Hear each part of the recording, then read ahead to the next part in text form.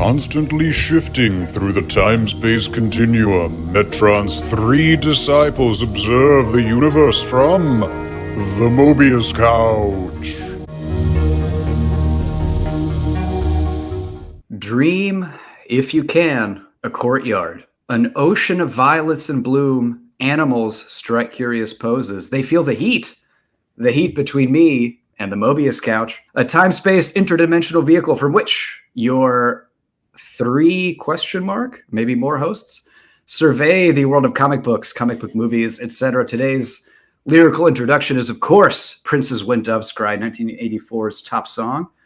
Why 1984? We're about to find out. Ladies and gentlemen, we're talking Swamp Thing, Alan Moore's Saga of the Swamp Thing. It's a big deal. It's such a big deal that we have a special guest host tonight, who I'll get to in a second. Not yet, though. Not yet.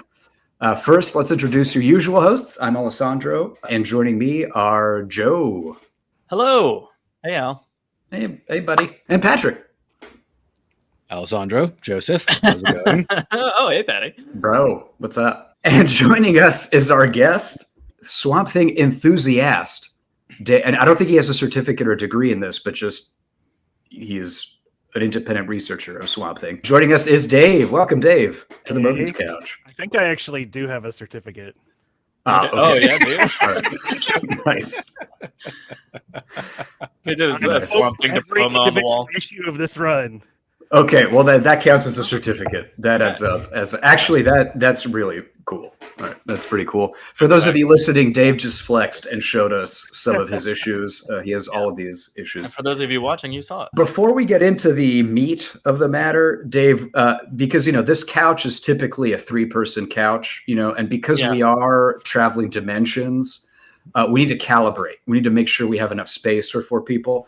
So I just it's really just 2 binary questions. I'm going to give you a choice, and your answering that is going to help the couch calibrate to you. Okay. So question one, emotion or emotion side B? Emotion. Okay. Question 2, dedicated or dedicated side B? Dedicated. Okay. All right. I'm going to input that. Yeah. Okay. All right. We're set. We're now set for. I'm not going to explain that in any way because the people who know will know. Well, the settings that he just chose means we're going to have to extend the footrest. He's going to lay across all of them because we don't have space on the actual seats, right? Well, the couch can reconfigure into like an L shape, like a sectional. So the flying V to the dimensions of the universe. Yeah. So Dave, you can have the sectional part. All right. So, ladies and gentlemen, without further ado, let's talk Swamp Thing. This is I don't really know how to introduce this. Alan Moore is one of the top 3 most important comic book writers of all time. Let's say 5. Yeah, easily, right? Yeah, he's incredible. This was a major DC hero that he basically rewrote the whole mythology behind and just created a timeless, amazing sci-fi / horror comic. And I can't overstate just how important an author Alan Moore is and how important a run. V for Vendetta, League of Extraordinary Gentlemen. Well, and the Watchmen, of course.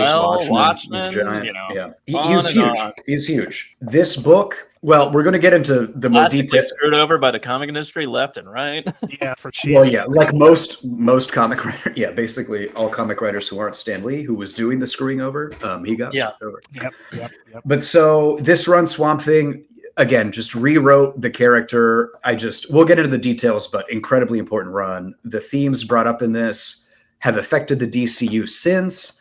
I guess we haven't done this run yet, but Jeff Lemire's Animal Man run with the red and all that is like very deeply connected to the green and all that stuff that Alan Moore built out. Well, the New 52 Swamp Thing run, didn't it involve the green?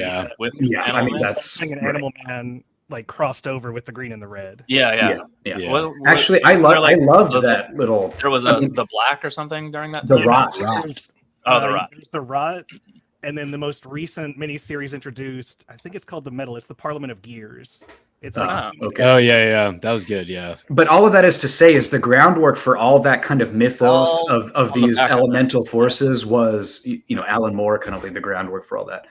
So today we're going to talk about issues Volume 2, 20 through 27. Okay. 20 through 27. 20 through 27, sorry. But, if you get this nowadays, if you don't get the individual comics like Dave has, you're just going to get, Saga the Swamp Thing, book 1 kind of collected. Does Before that have issue 20 in it, loose ends, Al? the one I had does have it. Okay. Earlier collections did not include it, but I Did think not include that. Yeah, that's Right. I picked up on that. So I didn't The know collection that I have. has Actually, it, no, yeah. I read the same thing you have, just digitally. All right. So before we get into it, as usual, we do overall takes. I'll just go first real quick because I've just been talking this whole time. To keep this short, I loved it. This was incredible. The second issue of this, which we're going to talk about, the anatomy lesson with Woodrue, is one of the best single issue of comics I've ever read in my lifetime. Alan Moore is a poet. This stuff is incredible. How he writes Swamp Thing is he is like the greatest hero of all time. I mean, the way he incorporates actual plant-like,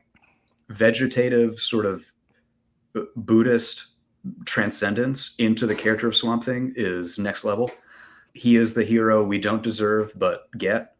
I love everything about this run. It's definitely pieces of it are a little bit dated and feel very 80s comics. Yeah, that's for sure. But otherwise, I just have no notes on all of this. Is incredible. It features Etrigan, and Etrigan's never a bad idea in a comic. I love Etrigan. This is just great. It's just great work all around. I have nothing else to say. I guess we do tend to talk about art as well. I think it's Stephen Bissette does most of the art. It's, for me, I do like the character design, the kind of the blood red eyes on Swamp Thing and the tubers and stuff growing off of him. I like the aesthetics of what they do. The actual art is it feels very kind of mainline average 80s comics to me. Nothing really stands out stylistically in the art, but it's still good. But that's my overall take is I loved it. I think it's incredible. Dave, why don't you go? I mean, you're new. Why don't you go next, Dave? You're the guest. Yes, Dave, tell us your opinion on the thing that you love very, very much. It has to be on this show. And I told you that I have all the issues. It shouldn't surprise you that I love it. I think this is the best, like, long form run, like, of any comic that I've read. I just love it. I think that it starts incredibly strong and then stays consistent all throughout past where we end today. I think Alan Moore is, like, he really hits it out of the park. Like, at this time he was doing Marvel Man and V for Vendetta for Warrior in Great Britain, and then he came over and, like, this is like his third project, and he's already, like, knocking it out of the park. This is his longest run on a book, right? Individual issue wise. Yes, I believe. I think I read that. So yeah, because it's 20 through 64 plus 1 annual, so I think it's his longest. But yeah, I mean, I love it to death. I like Bissette and Totlebin's art. I think it's really appropriate for the tone that the comic is going for. We're really kind of working from the, like, horror anthology kind of lineage more so than, like, superheroes. So I think that Bissette's really scratchy shading really works for this. I want to shout out Tatiana Wood, who does the colors. The colors in this in the original issues are incredible. All of the collected editions fuck them up really bad, and it makes me sad. If you can get the original issues, I recommend it. I understand that that's not really feasible for a lot of people, but the original colors are extraordinary. Yeah, the collected editions, I mean, you definitely see the color palette is very interesting generally, but there's a few out pages that even digitally still come across like beautiful. And I think as we cycle through the images and stuff, if you're watching on YouTube, you'll see some of them. But the absolute editions do a recolor that's absolutely terrible, and it makes me so sad. Why? Yeah, why mess it up? I don't get it. Like, it just doesn't age well, or that they don't have, like, good. I mean, maybe the paper stock they use. Yeah. There's a long discussion that I'd be happy to have about that we don't have to get into, about how the paper stock in old comics affected the colors and how modern that's not necessarily a bad thing. Screws up the color. I mean, no, they knew that and colored it knowing that would happen. So, and the new ones are all just that kind of glossy, like, harder paper stock, right? So I guess it just doesn't work the same. Yeah, and they're working off that old mist. Absolutes use that terrible, like, recoloring where they really love, like, the dodge and burn tool. So where they try to give it more 3-dimensional shading, which these types of drawings were not meant for. So it just looks terrible. Yeah, I mean, it works better with if you're getting a comic written in the last 15 years, it works fine. No, it's fine. Yeah, but. Right. Like, the New 52 stuff looks great with that coloring, but this does not. I'm just going to go forward on art because we can all agree that it's beautifully written. I agree with Al. There's a little bit of age to it. I mean, there's a little bit of 80s to it, but that's fine. It doesn't really bother me. Art-wise, I would say, like, I don't like love how he draws regular people per se. Like, they sometimes very loosely drawn and not like really, I don't know, substantive, I guess, in the way that they are there, which plays well in certain spots, like where like Woodrow's looking out through the window and it's raining outside. That looks amazing. But when he just tries to draw someone straightforward and head on, tends to be weaker. However, because of that, like I feel like his portrayals of Swamp Thing, like melding into all of the plants and all, like those vignette pages are amazing. A lot of the double page spreads are amazing. Anytime it's just Swamp Thing in nature, it looks amazing. You know, so like clearly that's the strong suit. You know, and that's what you want from this book. So like every time I see not so great portrayals of human beings, I'm like, whatever, who cares? Move on to Swamp Thing. You know, like so it's not like it bothers me, but that's certainly a thing. Overall, I loved it as well. It's just, you know, there's definitely some age here. There's definitely some like if you didn't read this back in the day, you might have trouble getting into it. If you're not like a comic connoisseur, I wouldn't be like, this is the first book I hand you. Certainly a fantastic read, and I enjoyed it. Yeah, I guess the one point I disagree is if no one had read a comic before, I might still recommend this just because I think the writing is so good and the story is so good. Yeah, I might still.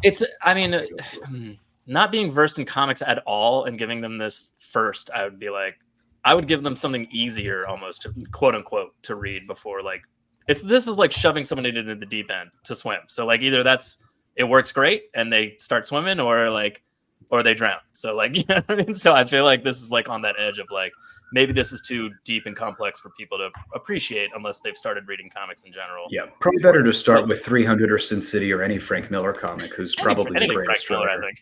ever written. Well, I mean, it does also start in the middle of a series. Like, yeah. Moore does sweep a lot of the previous issue stuff off the table really quickly. Yeah. But he still expects you to know what happened. Well, I mean, we'll get to there, but loose ends is literally sweeping the loose ends under the rug. I mean, that's like literally just get rid of these loose ends.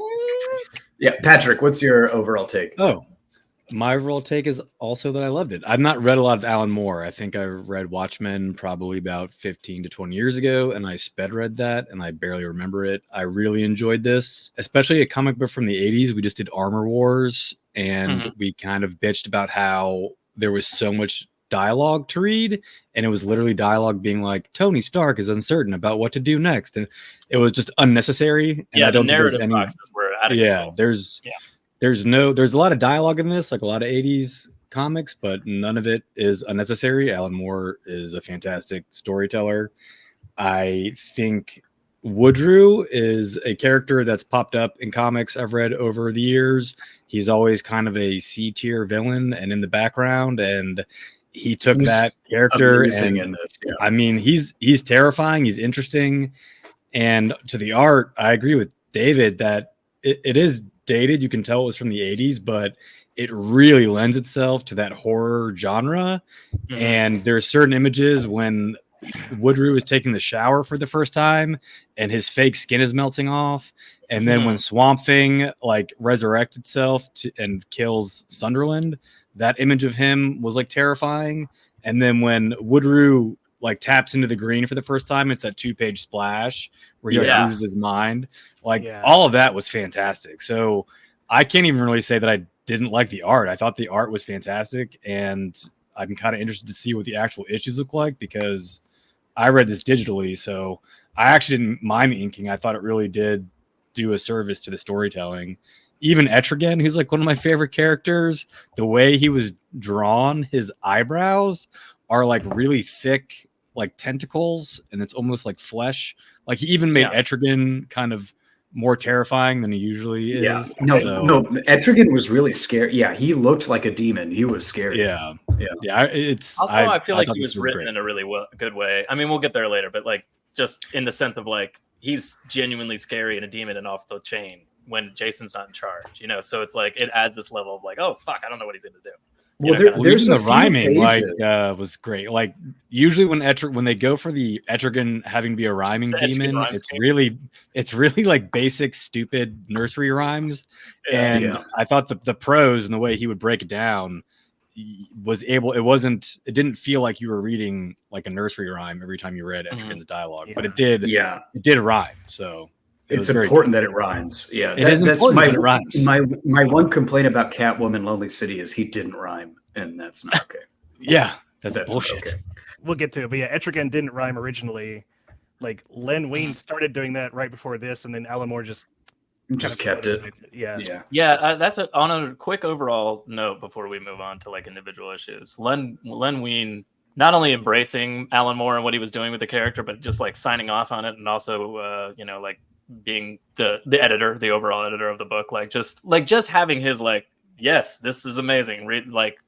Oh, bravo, you're knocking this out of the park. Before we even read a page, you're just like, oh, he says it's good. All right. The edition I had, Len Wein wrote the sort of the forward, like introduction forward. Yeah.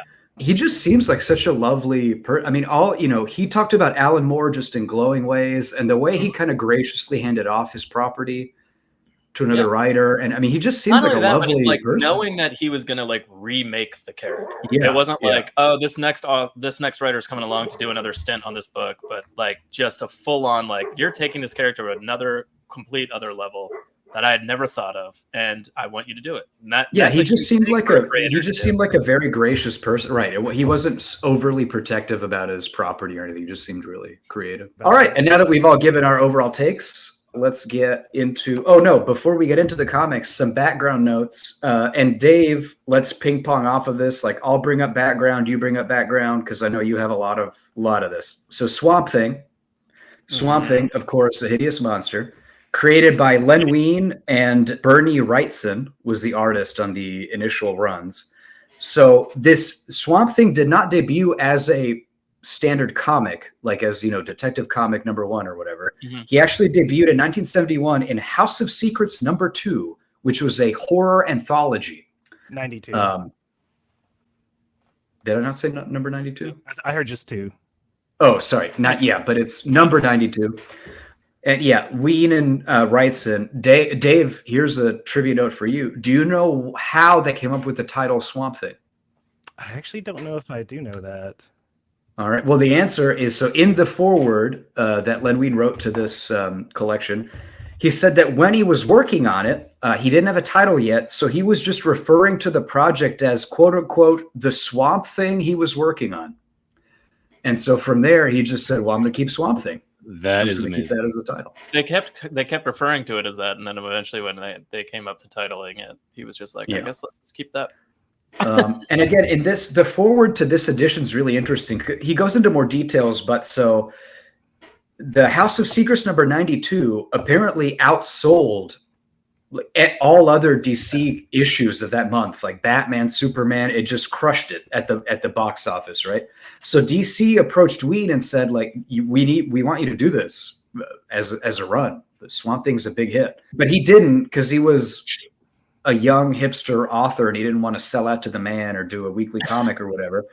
But then a year later in 1972, he broke down. And so he and Wrightson started up Swamp Thing #1, and that was 1972. And then from 72 to 82, some other authors had their go at it. Actually, David Michelin, who we talked about, the author of Armor Wars, also wrote for Swamp Thing during this time. I'm assuming there was a lot of narration boxes and probably and a lot of cutaways to Tony Stark having affairs with women in LA, and a lot of Tony, a lot of masculine nakedness. Yes, it'd be great if it's just Swamp Thing with just a bare chest, just big, just bare human chest and his whitey tighties like Tony and every chance. Another trivia note for you, Dave. Do you know why they rebooted it to Saga of the Swamp Thing in 1982? Do you know what was the driving force behind that? I mean, I don't know if I know why they named it Saga of the Swamp Thing, but I know why they rebooted the series. Well, right, but why did they reboot the series? So, in the early 80s, a producer, Ben Melniker, came to DC. So this is right off the success of Superman, the movie. And Ben Melniker came to DC and said, I want to make movies for you, and there's 2 properties I want to buy from you to make movies. One was Swamp Thing, so he started producing the Swamp Thing movie, and they hired Wes Craven to write to direct. He had not read the comic before. He was strictly like a director for hire. The other property Ben Melniker bought was Batman, And he spent the rest of the 80s getting Batman 89 made after he did Swamp Thing in 82. So yeah, when they were making the movie, Len Wein was now an editor at DC after leaving DC to go to Marvel to create Wolverine and then coming back to DC. Oh shit. Yeah, Len Wein is Yeah. No, Len Wein is another like all-time contributor to comics. Yeah. And that's why I said like when he's like handing off his creation to Alan Moore, that like means something. That's not like and he's like, yeah, let's go reboot the comic for brand synergy. And like the first 3 issues of the new volume all just have like emblazoned above the title like now a major motion picture. And issue 2 just is a screen cap from the movie, like the cover. Nice. Yeah. Pure brand synergy. Yeah. Right. So they rebooted it as Saga the Swamp Thing in 1982. And then in 1984, Alan Moore came on, starting with, it was issue, I know we just talked about this, 20, right? Issue 20 that came on. Yeah. Although 20 is really just kind of, 20 is sweeping everything it's else. an awkward transition of just kind of everything that we've done so far, forget about it. We're going to do something else with 21. The first issues, it's Martin Pascoe is the writer and Tom Yates is the main artist. They're decent. I think in the early part of the run, they're okay. And then he definitely runs out of steam and is not interested by the time he hands it off to Moore. So I think Moore was kind of right to just kind of sweep all that away and start over. Well, you can also see because in this, let's just kind of transition into issue 20, but generally issue 20 is, him running away from the armed forces or a private army, that kind of thing. And you can definitely see the sort of late 70s Hulk / Bill Bixby Hulk TV show influence. Like he's on the run. He's this misunderstood monster hunted by authorities, and that was sort of the setup. That then we're going to talk about how Alan Moore completely. So it's like Lou Ferrigno, my nemesis. Yeah. Is that what you're saying? Sorry, what? I didn't hear that. I said Lou like Lou Ferrigno my is nemesis. Yeah. Do we need to? The audience don't worry about it, but we'll move on. Actually, everybody in this call has a Lou Ferrigno story. Trust me, audience. It's true. We don't have time to go into the details, but I'm not kidding. The 4 people on this call being my nemesis, though. Yeah. Everyone on this call has a not positive Lou Ferrigno story independently of everybody else. And I'll leave it at that because we don't have time. But I just meant to say that the setup to what Moore picked up was, I think it felt very kind of influenced by that kind of monster on the run. It literally wraps up like plot thread. It literally wraps up plot threads from the old book and then moves on. And it sets it up nicely. I mean, like by the end of that issue, you have Swamp Thing's body, and then the general takes it away. That's what. Well, spoilers. Spoiler alert. Okay. All right. Yeah. Issue number 20, loose ends, as we've talked about. I don't know how much time we want to spend here. So I was done. So it starts. It's really funny because the first 5 pages of this issue, I take notes on my iPhone, and my notes were just, what am I reading? Like, what has Dave done to me? Why am I reading this? Because the first 5 pages just start with a giant insect ship destroyed and Swamp Thing doing a last poor Yorick, I knew him well, to this dead zombie body. Mm-hmm. And I had no context because I didn't read the previous issues, so I had no context to this. And I was on red alert of, oh my God, I'm going to read 7 issues of this madness. So I don't know how much time we want to spend on this, but basically Anton Arcane was Swamp Thing's archenemy. Yeah. Well, sort of. Like he had appeared twice in the original 70s series and been just killed twice. Like he was like a recurring character, but not like a nemesis. And then for this series, he had come back in issue 17, and issues 18 and 19 were like the climactic battle between him and Swamp Thing that ended with his insect ship crashing into a mountain. Yeah. Like these pages are really where Moore is setting up Arcane as the nemesis character for Swamp Thing, where he really wasn't filling that role before. And he specifically calls out that like Swamp Thing, the way that he kind of alas poor Yorick's it is Swamp Thing is thinking like, I had my humanity taken from me, which is actually foreshadowing for what happens next issue. but that you, Arcane, like intentionally abandoned your humanity because you wanted like more power, which is true to the character. And it's elevating Arcane to become a bigger villain than he was previously. But I agree, it's a hard intro if you don't know the history of the character to just come in and like Swamp Thing is having like a soliloquy about it. Yeah, but based on the soliloquy, you can tell that there's backstory there. I mean, like, and you can tell that it meant something to him to the point where he at least needed to see the man's body to know that he was gone so he could like put it to rest. So I mean, like, there is weight to it, even though it's for us coming in on issue 20 and not knowing what was going on with that. Like, at least at the very least, it does set up like like some importance to like what was going on before. So yeah, I mean, like, you know, there is that. This whole issue to me, I would have really.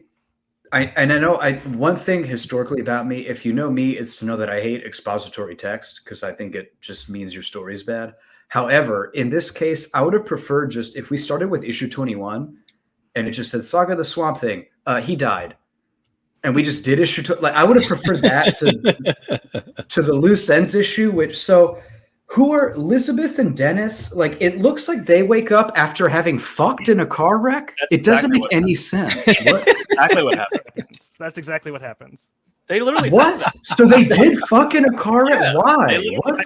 I think it's one then the other. They fuck and then they have a car wreck. But yes, so they are the okay. I just what was going? I mean, this is like Cronenberg's Crash or something. Like, why are they? Oh, my note literally says, "Who the fuck are Liz and Dennis?" Never mind. Okay. They come back like after this issue. You do. I mean, in this, like it's kind of it. Yeah. You don't need to know who they are. It was. They have a hilarious like back and forth of like, it was one night, Dennis. Yeah, it was just so. I was like, why? What is going on with their relationship, and why does it matter to me? And it's just strange. I just love it because like Dennis is like, all right, so now that we're together, I guess we need to move in and get married, and like maybe we'll have a baby. And she's like, what the fuck? She's like, Dennis, we fucked once in a car wreck. We're not together. You know, like, that's literally the conversation. And she's like, her mental, like her thoughts walking down the road are like, God damn, how do I break this to this idiot? Like, yeah, it's so good. I just to me, after that, I loved it. This was just bizarre because then we meet Abby and her jobless husband. And it's like, but they're not like, why are there these two different couples involved? I just didn't, it was bonkers to me. All of it was bonkers. But it also felt very, a very 70s, 80s comic-y thing is this vast cast of non-powered individuals hovering around the main character that don't really matter, Like, to go back to Armor Wars that we talked about, there's Rhodey's girlfriend, the computer hacker. It's just these old comics were just stuffed with all these supporting cast characters who were just uninteresting, powerless people who didn't matter but were just around. Yeah, and this felt very much like that. And everybody was on the team. Even then, you just have like characters off to the side, like I don't know, Wasp and Hank Pym that are just doing something or whatever, while everyone else is doing something more important. Yeah, there's always those like characters that are just like filling these roles, and I'm like, why do you have these characters now? But these two just couples, write one issue named Loose Ends and get rid of them all. Yeah, and later in the run, Abby has. Her story develops a little bit more, but I just mean reading this first issue felt very much like, okay, now we've got to meet the panoply of just unpowered hang-alongs or whatever. Well, we meet them, but then we get rid of them now, so it's okay, Yeah, well, they're gone after this. This is transitional, so yeah, Matt Cable and Abby Arcane were like the hangers-on from the original series, and they had not appeared in this run until like 2 issues prior. Like Liz and Dennis were the couple with Swamp Thing from like issue I guess around 3 to like 17, and then 17 brings Abby and Matt back, and I think that's Alan Moore telling Marty Pasco, "Hey, I'm about to take over the run. I want to bring these characters back." Stick these characters in there. Yeah. So because clearly they become more important. Yeah, Alan Moore wants to explore Matt and Abby, and so he needs to get them back in the comic where they haven't been since this volume started. But then now he's also got to get rid of Liz and Dennis, and he clearly has no love for them. Although they do come back in issue 54, and it's a pretty decent issue. But he's ready to get them off the stage right now. Yeah, he's just done with them, right? Yeah. And I mean, Abby, we'll get into this later when she's enters the story more. But I kind of liked Abby as a character. I think her arc is pretty interesting. Unfortunately, in these first 7 issues, Matt doesn't, his arc is really just kind of, he's delving deeper into this weird demonic. Yeah. I was going to say, David, thing. give us some spoilers and tell us what's going on with Matt. So that actually doesn't end up paying off. Really? Oh.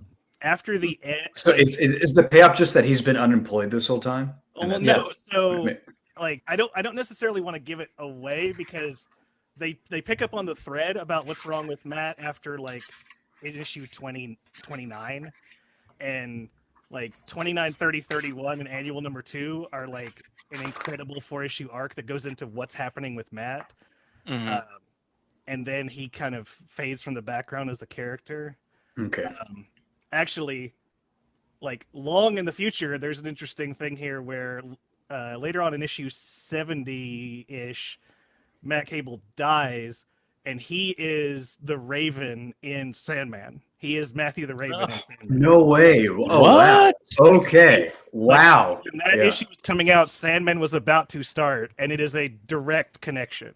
Oh, wow. Crazy. That's really cool. Interesting. Yeah, that's a cool little connection. crazy. Well, let's just wrap up issue 20 because no we one move on. cares.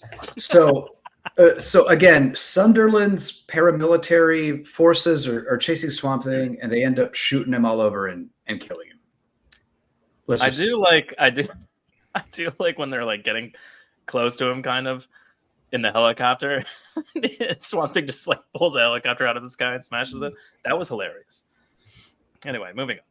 Yeah, they shoot Swamp Thing a lot, and then his body is recovered because I guess in the grand schemes of this storyline, he hadn't yet let go of his humanity. So when they shoot him through the head, he's like, "Oh, I'm dead," but really, he's fine.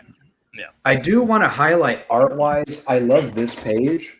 I love the kind of the for those who can't see it, there's sort of a sniper scope view of the Swamp Thing's head, and this long vertical panel of just all these bullets shooting through Swamp Thing, and kind of a sketchy shadow behind him. I love that. So they penned him in with a panel. bunch of lights, so they like encircled him, so like he can't like quote unquote hide in the shadows. And then like slowly the troops move through, and they're trying to pick him off or find him, and they're using flamethrowers and burning the woods and stuff like that. So like eventually he just gets to the point where he's like, I got to make a run for it through these lights. I know there's troops or bad guys quote unquote on the other side of that, but that's the only shot. All I'm gonna do is run through and see if I can get through, kind of thing. And then basically he just gets blown away. Yeah. And one last note before we get to issue 21, because I guess we haven't really mentioned any of this, but Swamp Thing is biologist Alec Holland, who during his experiments, something blew up and he fell into a swamp and became the Swamp Thing. Yeah. And until we're about to get to it, but until issue 21, the working paradigm was that Swamp Thing was Alec Holland as a mutated monster. Yeah. Trying to, I guess, A, find his way in the world as a monster, and B, maybe become Alec Holland again and go back to being Alec Holland. Yeah. And so just wanted to, I know we haven't really talked about that explicitly, Well, it's but important that for this was the exact setup. issue 21. That was the setup. Issue 21. Before we start, I want to say this outright because it's very important. Len Wein editor, Alan Moore script, art by Stephen Bissette and John Totleben, Tatiana Wood colorist, John Costanza lettering. I want to give everybody their credit because this issue was a chef's kiss. Yeah, it's incredible. Of an issue. It's very good. Like it's I really find good. myself flipping through the digital version of this, just going like, I wish I had the real colors like David was. That's talking what about. That's all I'm doing the whole time. I'm just like, what does he mean? How good?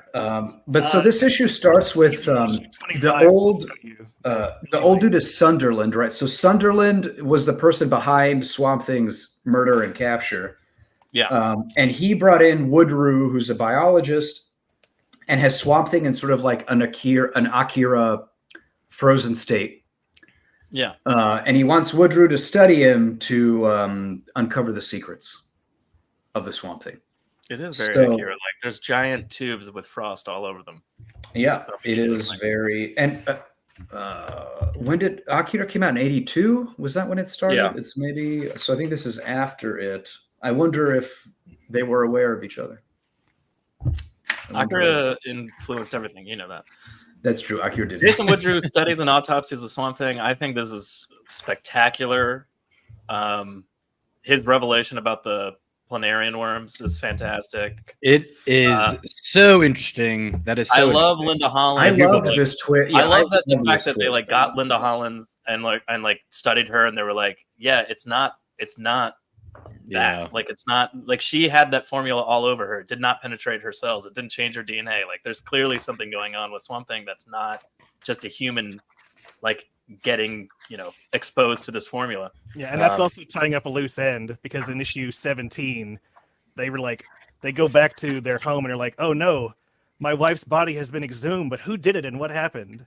And this is more just being like, Interesting. here's what happened. There's not a lady Swamp Thing, but he does use it to good effect to like drive. So what you're home. saying is he put There's this in the something wrong issue. Should have been in that loose ends issue. But I like the entire so again, this issue very much goes back to sort of a almost like Victorian Gothic horror element. We have this very explicit, gory autopsy, which is kind of like a Victorian operating room of he's just like slicing off tubers and analyzing organ shapes and not. It's very real autopsy. He's taking out his brain, and he's like, "This isn't a brain. This doesn't work it's like not a a brain, right? These are all he's like taking out hearts and lungs. He's like, "This isn't a heart. This doesn't pump blood or anything through his body." Like, well, I like how I love that. Like this slow realization of like taking all those human body parts, and none of them are used for the human body part purpose. And he like throws the way back. Alan Moore slowly reveals, just by like evidence one, these are fake. These are like show organs. These are fake organs. Yeah. Yeah, these kidneys aren't real, right? It's like a kid drew a heart, and he was like, "All right, well, I guess that." Like, you know what I mean? Like, what's inside your body? Heart, some lungs, kind of thing. Like it's the plants, obviously, like making some sort of fake version of a human that they don't need. It was an interesting way to get the reader like. I was as obsessed as Woodrue was about figuring it out. Yeah, once that part happened where he's like, tell me more. These look like lungs, you, but they don't do anything. Yeah. Like, it hooks you. And Patty, let me ask you something. Because like, unlike David, we don't have amazing knowledge of Swamp Thing. So like, I don't have a basis of like what Swamp Thing. Most of my Swamp Thing comes from other issues. I've never read Swamp Thing. This is not something I've like read in my lifetime. So like all I've ever been aware of like is how quote unquote amazing it was from like other people that have read it.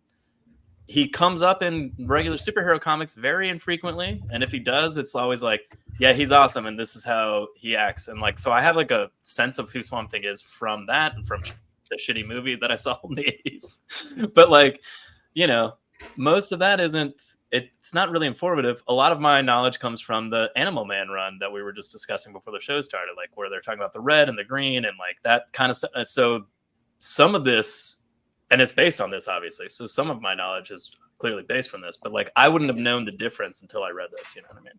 I don't know how you felt about it. Is that like kind of where you're at, Pat? Yeah, I really enjoyed. I read the New 52 Swamp Thing and the Animal Man.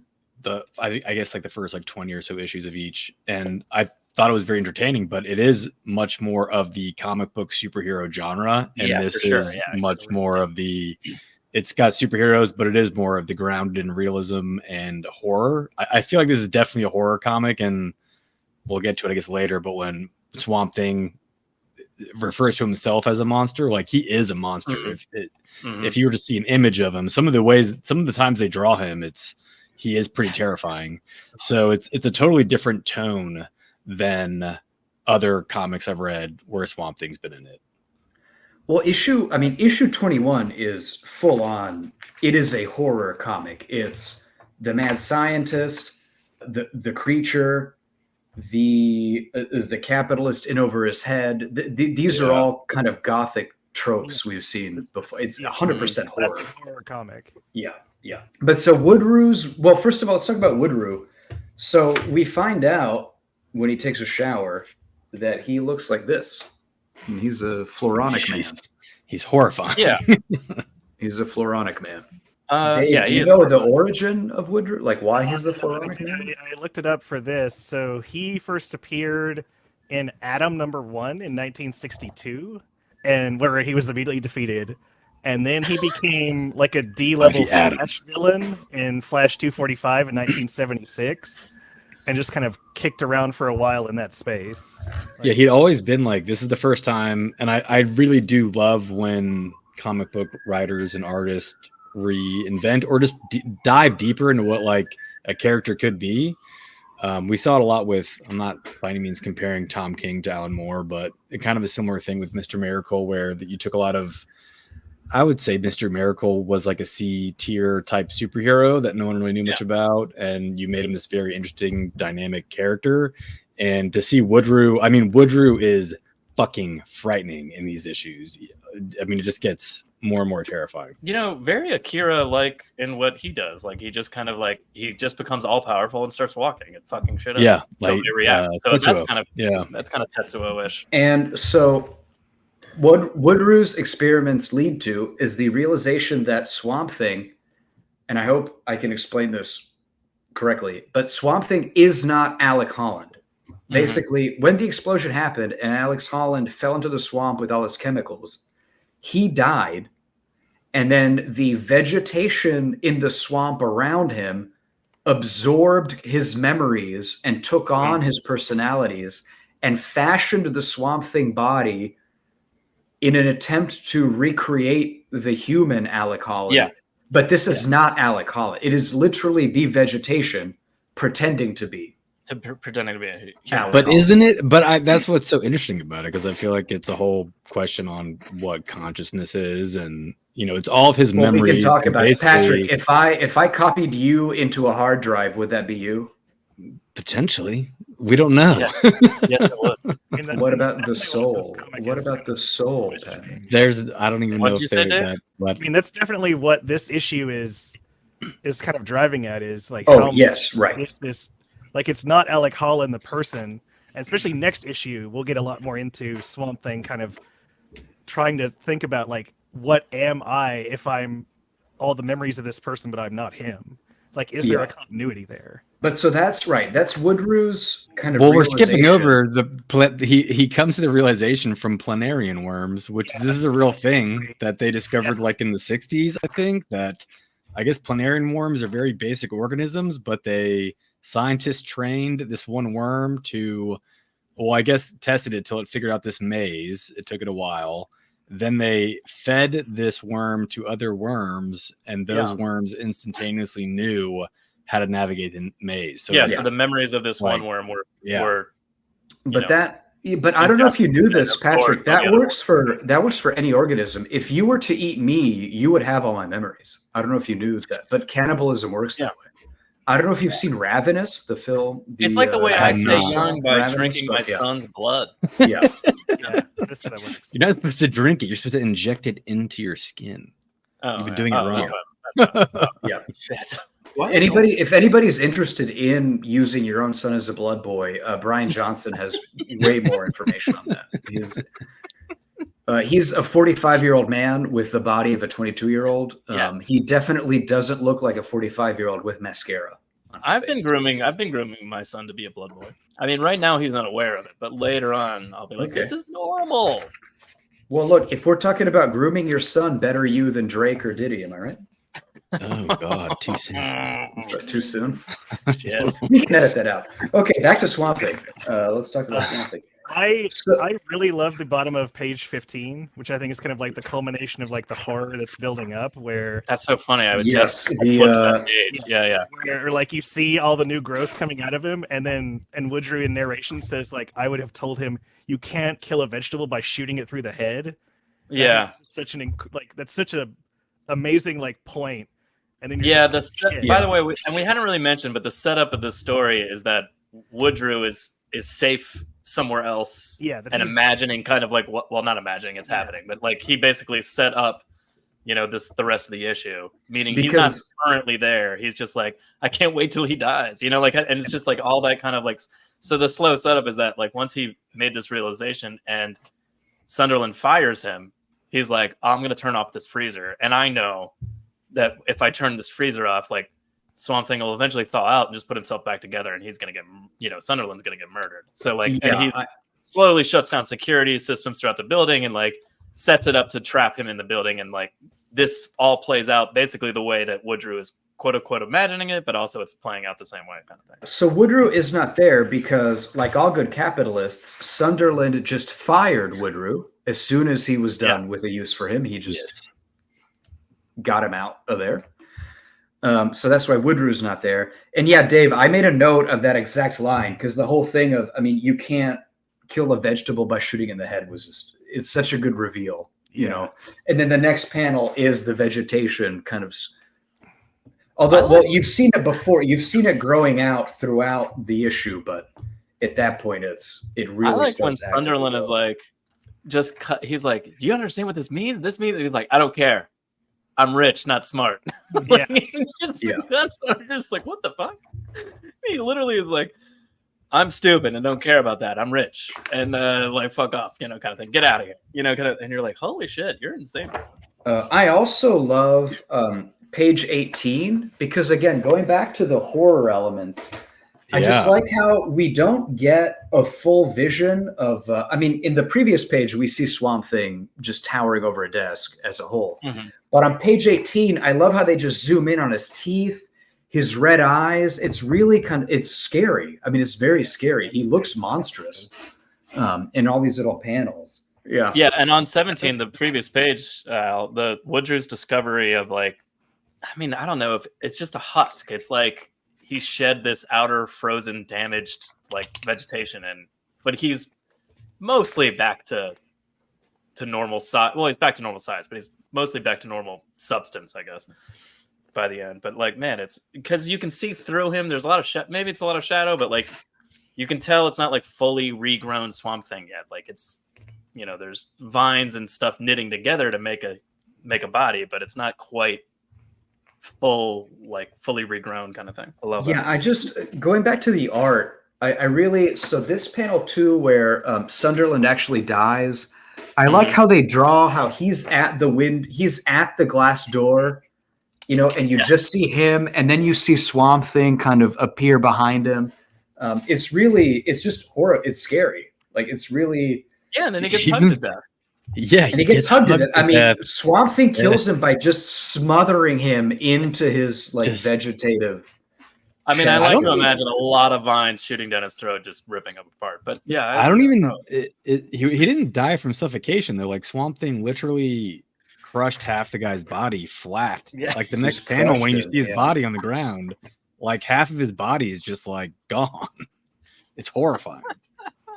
Yeah, it's good. Again, this issue just has all of it's got the mad scientist, the monster, rich man dying. It's got everything you want. It's wonderful. Love this issue. Well, also getting to Alan Moore, I had to Google planarian worms, and that was a real thing where I feel like a lot of comic book writers would just make up some alien thing to explain. I don't know. I always like how he told something. Use some sort of science that's actually based in reality, even if it's like theoretical that we can't do, but something like that. Like if it's just like wormholes or traveling through space, but they make it realistic in the sense that it's like based on some sort of theory. It's always better than just being like, we have a blah blah drive, and we can fly through space. Like it's always better when it's based on some sort of reality. But what an interesting way to make Swamp Thing more like monster than man, and like. Then also he struggles with this later, obviously, like letting go of his humanity, and that kind of thing. Like it just makes for the rest of these issues that come after this during the Woodrue thing, like so fantastic and interesting. Like his mental struggle with what's going on with him after reading this file is spectacular. I know we talked about the horror element. I want to talk about some of the comedy in this issue that I love. Sure. So. When Sunderland is approaching, when Swamp Thing approaches Sunderland goes, are you still intelligent? Can you talk or whatever? And he goes, did you read the file? And Swamp Thing says, yes, I have read the file. And Sunderland just goes, well, did you like it? Yeah, I just laughed at that. and then it's just the panels of eyes that are wide. You're like, fuck. And then he just crushes the desk. But I just love the like, well, what do you think? Did you like it? He didn't like the file on you. Did you read it? Did not like it. Anything else on issue 21, or can we go to 2? Again, I just listeners, just read this issue. It's incredible. You got to read. There was a lot of imagery with the Newton's Cradle desk piece, which I didn't know if there was any type of significance to that, or if it was just a fun imagery tool to use. He did it he started that in Loose Ends issue. I don't. Yeah. And then, like in the is it just like an inevitable sequence of events, kind of a thing that he's doing? I guess so. Yeah. But there was also like when Sunderland is running through, there's giant globes like floating all over the. Oh yeah, you're right. Or whatever that kind of like his lobby or something. Yeah. So I don't know if someone smarter than me had a. If that was I just read it as it's just commentary on every action has a reaction. And it's just kind of counting down. Really great decorations. Well, I just think it's just kind of counting down like the entropy or whatever, arriving to just the inevitable end that this Sunderland has to reach. All right, just to wrap up this issue. I just wanted to talk about Woodrue doing the typical villain thing of standing at a window, looking out at a storm, drinking red wine. I can just imagining the death of the person's death that he set up. Yeah, and I can just hear the opera music behind him as he's sitting there being a villain. On that note, Al, all I was going to say was that makes a lot of sense in what Patty was saying earlier about like Woodrue being terrifying. Like it's almost like the first little hint of him being like a true villain, where he's like, I'm just gonna murder this old man, and sip my wine, like classic villain style. But I love the ending of that issue. Issue 22, Swamped. Is it Swamped? Yep, it's Swamped. Swamped. Yeah, and I made the note that they repeat that word 3 different times in 3 different contexts. And yes, with different contexts. Yeah, I love that. So Dave, I didn't quite get. So after issue 21. He gets out and goes back to the swamp and just dies again in the swamp? Like lays out in the swamp? Is that literally him? So that is him. I think I think this is trying to get just kind of adjusting the setting, because issue for sure happens in Virginia, and then issue 21 is in DC. And I think Alan Moore's wanting to get back to Louisiana, which is where back to the swamp, right? Is. And I think this is him just kind of saying, well, now we're back in Louisiana. Swamp Thing like hit with this like crisis. Yeah, this mental and physical attack. Yeah. He went back to Louisiana and then just kind of sat down as a vegetable to process. He just like went back to the site where the death of Alec Holland happened, and like rooted himself into the ground to just kind of process it. And then and Abby and Matt show up. As does Woodrue. So Woodrue is also just in his house robe at all times. I guess we can just point it out on this one that I do love that all of these, like, they put the titles like into the art. And so I was going to bring that up art wise, and this is kind of the vignettes I was talking about earlier.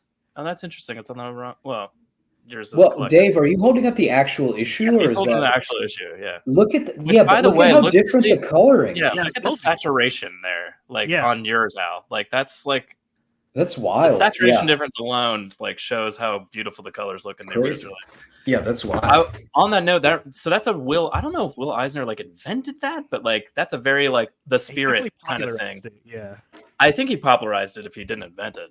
That kind of, I love that they carry that into this issue, like those little 1-page spreads, or as the issue unfolds, and sometimes there's 2-page spread, but like I love that artistically, like what's going on with those. It was great. Most of the titles do that, kind of those title pages have that kind of thing going on. Anyway, Abby and Matt search for Swamp Thing and they find him and they're like, oh fuck, he's dead. Oh, sorry. Oh, time out. One thing I forgot to mention.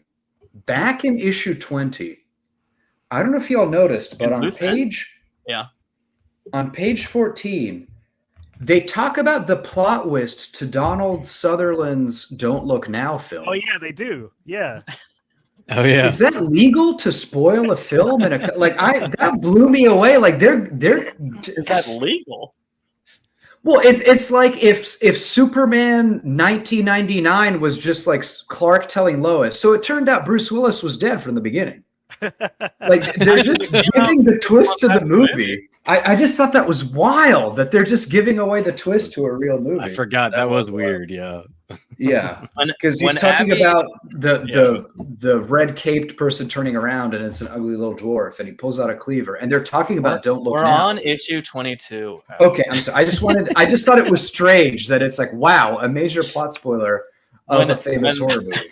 When Abby and Matt encounter Woodrue in the swamp and he's like kind of watching over Swamp Thing's body sort of and studying it further. I love how he's like, he has the plant hand and then he sprays the skin on before he like comes out. Yeah. Just adds a level of like, what the fuck to that guy? Like, put your hand in your pocket. Yeah, also... Hold on, let me spray skin on my hand.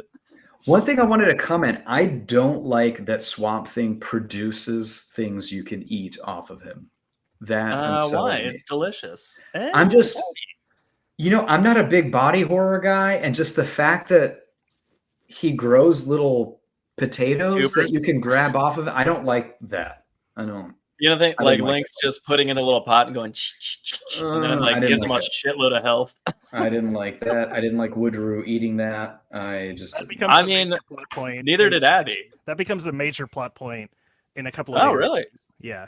Interesting. Well, it's a major plot point now because Woodrue eats it and then taps into the green. The green. Yeah. They'll explore that again later on. Oh, I love that. That's not just a one-off thing. I like. Wasn't there a? Isn't that how Abby and him have sex though as well? He produces a. That is how they have sex. Wait, Swamp like causes her to hallucinate. Abby and Swamp Thing get together, man. Like he grows a potato dick. It's I don't like that. Issue. It's probably like I don't like monster. I don't know if I like a monster having sex. He was once a man. Early monster fucking for all the freaks out there. I don't think I'm freaking out. I will say, only comment I'll make is obviously he's monstrous, but like pretty good muscle definition on Swamp Thing. Like he's not, he's huge. He's stacked. Yeah. Pretty stacked for being a monster. Very stacked. Having said that, it's still horrifying to think about. Look at that cover shot of that little tuchus.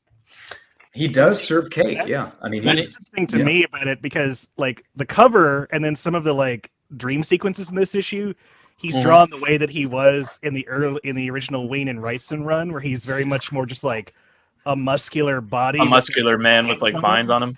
And like going forward, Bissette and Totleben and later Rick Veitch will like really amp up that like he's got stuff growing off of him, that like he doesn't have this like solid outline. He's very shaggy. And I just really like how they show that like he's not even bothering to kind of keep up the appearances of a human form as much anymore. He's going to see himself grow out. Because even you can see he almost has like a branch skeleton and different vines and vegetable-like things all around his arms and stuff. Yeah. On that first page of Swamped, by the way, like when they're over his body, it like I honestly didn't see his eyes and mouth for a second. Like I was just, they were like, oh my god, and I was like, what? This is just a lump of like, which is saying something because I usually notice fucking everything, and the fact that I didn't notice there was like water filling his eye sockets and shit, I was like, oh shit, there he is. It like took me a genuine second, a beat to like go, oh shit, but he's right there. Well, so this issue kind of has two parallel plot lines happening. One is in the real world, and one is kind of in I don't want to say Alec, but Swamp Thing's mind. He's kind of psychologically processing. Well, it's not Alec, Swamp Thing. Well, yeah, but in his mind, he's kind of psychologically processing what it means to not be Alec and to just be his memories. And they involve his. Now he has a literal "alas, poor Yorick" moment in this issue too, like in his brain. Here with he gets Alec's skull and does even before. I love how they zip him up into the Swamp Thing. I love that imagery of them like putting it over, like consuming him that way. It consumes it. Yeah. Well, like the idea that he always had in his mind that he was a man trapped in a suit of being a monster, and how like he's having to reckon with maybe that's not the reality. And it's interesting because go ahead, Dave. Yeah, go ahead. On page 7, during the wedding sequence, there's a part where they mentioned that Matt and Arcane, that they are like inseparable insects. That's major foreshadowing for end of 27 and going into 28, 29. The point I wanted to make is that I liked how this issue features sort of twin journeys of Swamp Thing kind of coming to grips with what he is, right? And Woodrue tapping into the green directly. He and gets they high both, as fuck. like, the issue kind of climaxes. And he's like, I'm part of the green, bro. But the issue climaxes on, like, they're both kind of twin epiphanies of Swamp Thing realizing I'm the swamp and kind of reconciling the Alec past self, and Woodrue just, I'm green. You know, I'm here. I love that. I love that before giving up his own humanity, he's carrying around his own skeleton, but like he goes, I can't carry you both, like his dead wife, basically. And he's like, oh, you know, I love that scene. I love that. Yeah. Like, it's just a simple thing, but him going like, well, fuck, what am I going to hold on to? You, her, or myself? And he chooses himself, and he's like, I'm sorry. And it's like, that's fucking dark in a lot of ways, but it's so quick. It's just like a real quick, like, he's like, I can only hold one of you. And then as he progresses through his dream state, like the skeleton decay or like drops away and he only has pieces of it, you know, kind of thing. That fucking fantastic. And I like the, again, an art note, but so as we see, you know, in this issue, we've already talked about this page, the skull is engulfed by the green and it says swamped, right? And then the very last page is the same version of that with Woodrue. Yeah, there you go. You see. Yeah. So Woodrue loses his humanity as well. But there it is, swamped, right? Yeah. And then as Woodrue is being engulfed by the green eventually his trip wears off and he becomes human again. All right, anything else about issue 22, or can we just get into no, although I think it's interesting that Woodrue, when he taps into the green, like when he zaps his head with the flower, you know, like after he eats the tubers. And he really has that double page spread of connecting to the green or whatever. And he realizes pain, basically. Like, he like rips his fake skin off and he's just screaming. Like, it's such a different, so dichotomous before. Like, when Swamp Thing realizes he's the swamp, he retreats to the swamp and just becomes part of the swamp. And it's not until like Abby's in danger that he like comes back out. Like, Woodrue connects to the green and just freaks the fuck out because like humanity is just destroying nature, basically, you know, like kind of thing. So like their reactions are very different, which I found very interesting. Well, because what I liked about this is their reactions are different because they're experiencing the opposite thing. Yeah. Woodrue is a human tapping into the green. Swamp Thing is the green tapping into the human. To be human and then like realizing right. He's not. So they're coming from kind of opposite ends. So that's why Woodrue's human mind, you know, in this kind of 2-page spread, we get a lot of text where he's saying, you know, I can hear the trees in Brazil and the redwoods in California. His human mind just really can't contain all of it. He can't handle it. Yeah. And it's just he's coming at it from the opposite direction of Swamp Thing, who is the green. Again, trying to reconcile the human memories. Right? Yeah, but Swamp Thing at the end of this issue just accepts. He just accepts. He kind of he buries the humanity, right? And he just wants to be part of the green. Well, the human skull, the only part of the humanity that he has left, it visually is the skull and maybe some of the spine. But he's like, he basically like the spine is like, keep going, and he's like, nah, what's the point of that? And he just sits down and like that's when the skull gets engulfed by all the swamp. So I have like. That's really interesting that he's the last. Swamp Thing himself is the last part of whatever was going on in his mind that eats away at the humanity, basically, you know, like, or absorbs it rather. I did like that he has a big conversation with giant planarian worms, and it gets a little bit interesting because they're eating they're eating Alec Baldwin, and they say have a bite or whatever, and he said there's nothing left. The planarian worm says, we left you the best part. We left you the humanity. Try not to lose it. And that's the skeleton that he's running around with the rest of the issue. On to issue 23, or anything else to say about 22?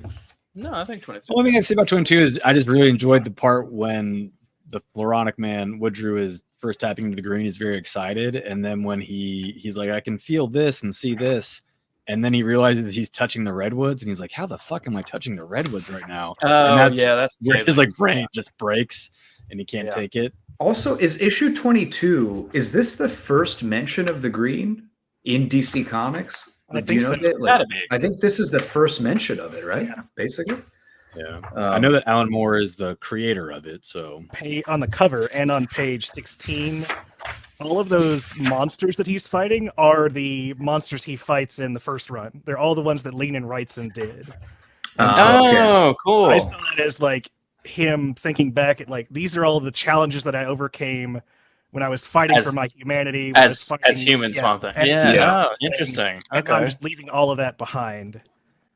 Like, Interesting, they don't because matter that's anymore. something we wouldn't know, obviously. And then well, I was gonna say that, yeah, that's fantastic. that is very interesting because I remember seeing this cover and being like, "What the fuck does this have to do with anything with what's going on in this issue?" I read this run okay. first before I read the original, and me too. I was like, "What the fuck is this cover?" And then when I went back and read the first series, I'm like, "Oh, that's all of the enemies from the first series." Okay, I get you. Interesting. Okay. Right. So issue 23. Let's get into it. So generally, Woodrue basically kind of psychologically breaks after melding with the green and starts going on a multi-issue rampage against humanity.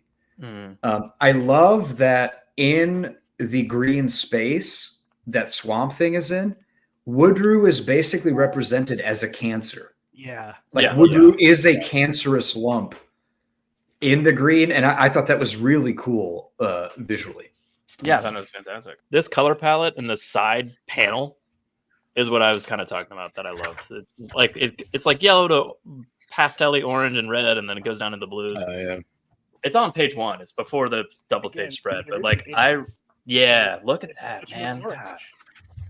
Yeah, they really messed it up digitally. Like the way It the looks so did, different. wow. Yeah, yeah. it looks so different. Dave, Well, I'm they holding still up did that it same justice, page, I would Dave. say. Look at that. Yeah. Oh yeah, that's not This nearly. is the same thing. Look at that. Your version, Al, looks like an older desaturated version of mine, was just why it's digital, like I just have this bright LED screen, kind of thing. But like those colors still come across. I mean, the digital version not doing it justice to the individual issues as Dave was holding up, but like, man, those are the pages where I was like, oh, I love those colors, like, and how it goes from this to this to that. Really good. No, But yeah. Tatiana Wood is doing like her best work. It's incredible. And that first page kind of introduces the red, and so the green is kind of vegetative plant world. The red is like animal world, right? I like that he's still himself, even though he's like fully absorbed by the swamp still.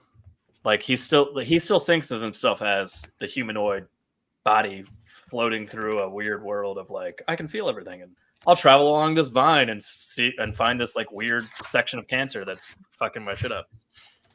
Well, and I think he still doesn't go, I need to figure this out. He just goes, yeah, interesting. There's something wrong here. Like he doesn't like immediately freak out and start and become awake again. Well, that's the swamp. I mean, one thing I made at a point I made at the very beginning is I do think they're characterizing Swamp Thing because he is a plant.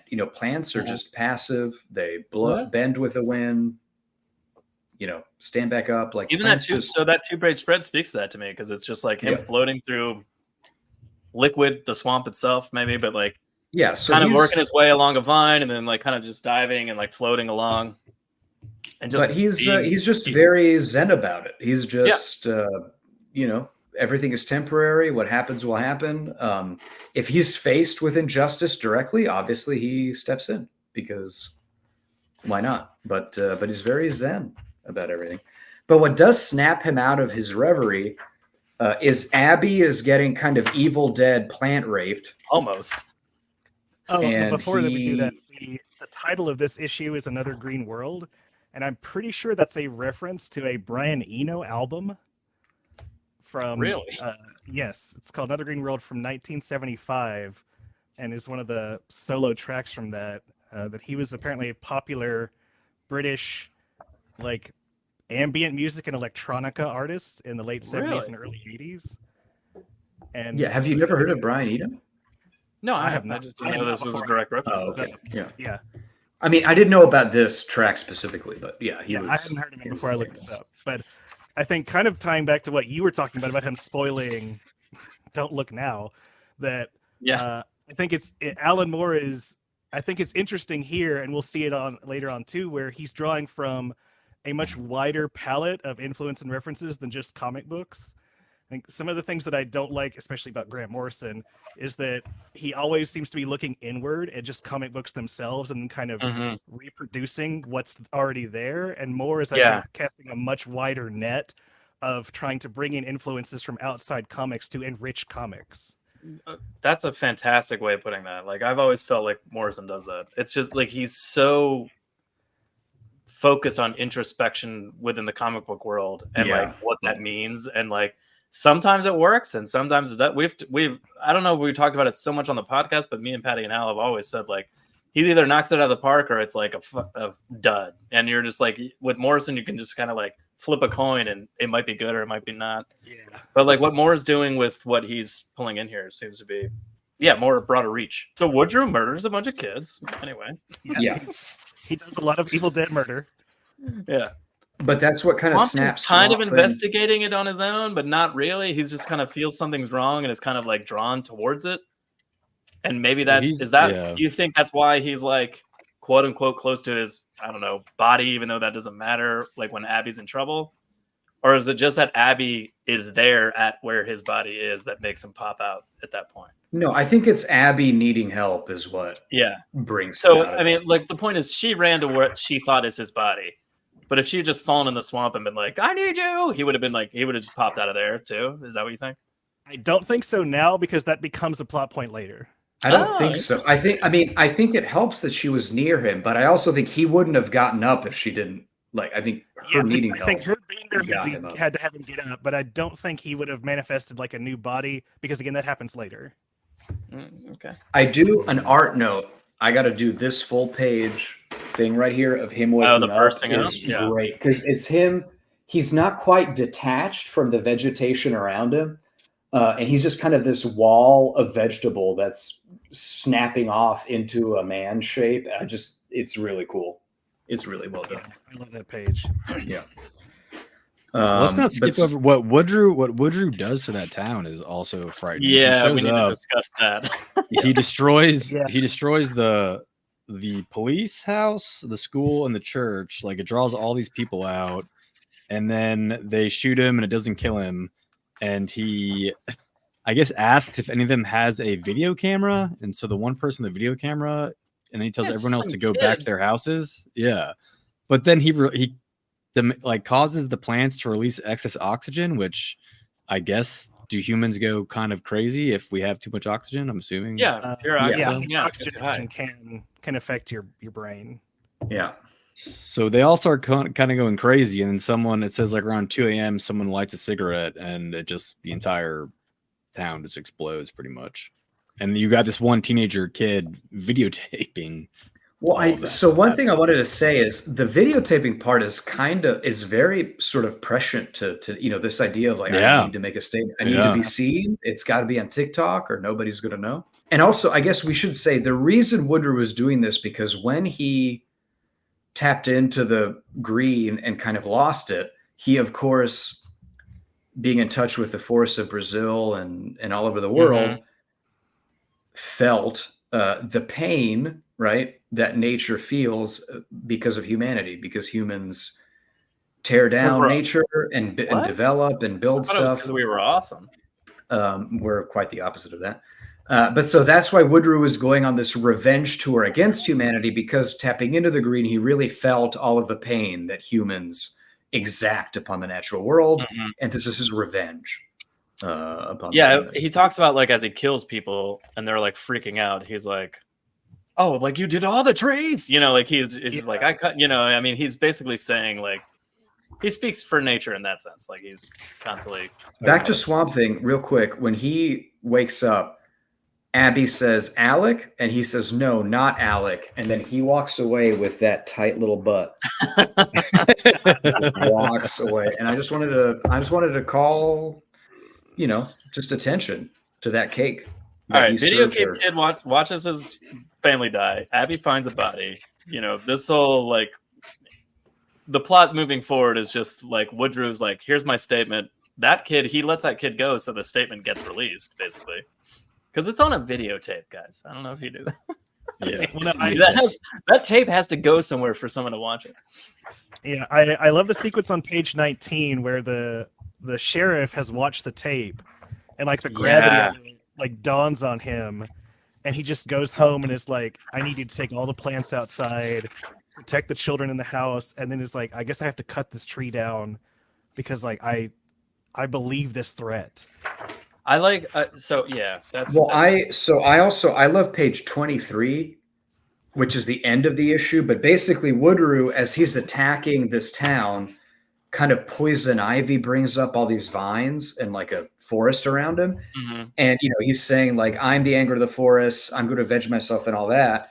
And then off screen, you just hear Woodrue. And then the next panel is Swamp Thing kind of sneaking in. You can almost see him sneaking in through those vines and confronting and again, just serving cake there. Look at that. Although it looks like he's got something like inserting into his own butt. But anyway, his lats are crazy.